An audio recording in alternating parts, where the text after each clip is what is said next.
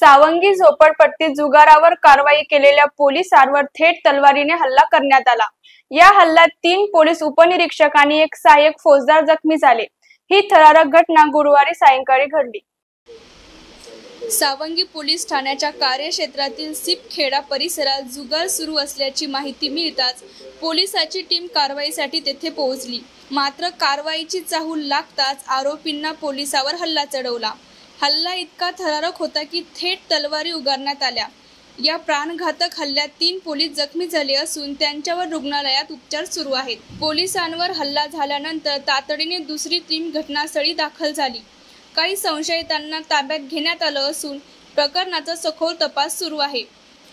सावंगीमधील ही घटना केवळ पोलिसांवरच हल्ला नाही, ही कायदा आणि सुव्यवस्थेच्या गळीचेपाचा प्रयत्न आहे। पोलिसांवर तलवारीने हल्ला करणारे आरोपी अजूनही फरार असून पोलिसांची शोध मोहीम सुरू आहे। आजची कारवाईमध्ये सावंगी पोलीस स्टेशन येथे एक आरोपीने जुएचा अड्डा आपले घरी चालू केलेला आहे असं माहिती मिळाली होती। त्याच्या लोकेशन जवळपास ग्रामीण भागाचे बॉर्डर एरियावर एक बेडामध्ये होतं। त्या ठिकाणी आमची टीम रेडसाठी गेली होती आणि रेड सक्सेस पण झाली, परंतु त्यामध्येची जुगार खेळणारे आणि ते आरोपीचे घरचे काही लोकांनी पोलिसवर हल्ला केलेला आहे।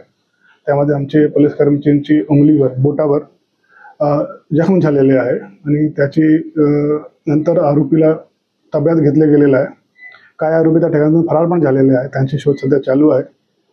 त्या इलाकेमध्ये आता एक्स्ट्रा डिप्लॉयमेंट करून आरोपींची शोध चालू आहे आणि पुढची कारवाई आम्ही करत आहे। ते जे इंजरी जे आहे ते आमच्या कर्मचाऱ्यांची आता ते शार्प वेपनची आहे आणि तलवार ज्याला म्हणू शकतो, कारण ते खूप लांब होती आणि ते शार्प पण होते, तर ते तलवारचा वापर या ठिकाणी झालेला आहे। आणि इम्पॉर्टंट बात आहे की ते तलवार त्यांनी घरात लपून ठेवली होती आणि घरची जे महिला सहभागी होते त्यांनी पण आरोपींना ते तलवार लावून दिली होती अशी प्राथमिक माहिती आहे। तो गुन्हेगार आहे, गुन्हे दाखल आहे। हे क्रिमिनल हे मुख्य आरोपी भावरी म्हणून आणि त्यांच्या कुटुंब म्हणजे त्यामध्ये त्याचे अजून एक भाऊ आणि अजून एक तिसरा भाऊ, ते तिघांपैकी दोघांवर भरपूर गुन्हे दाखल आहे। त्यामध्ये तसेच ते फेस्टिव्ह सीजन आहे आणि पोलीस या ठिकाणी किंवा दुसरे बंदोबस्तामध्ये बिझी असणार, तर याचा फायदा घेऊन त्यांनी ते जुएचा अड्डा चालू केला गेला होता असं माहिती मिळाली।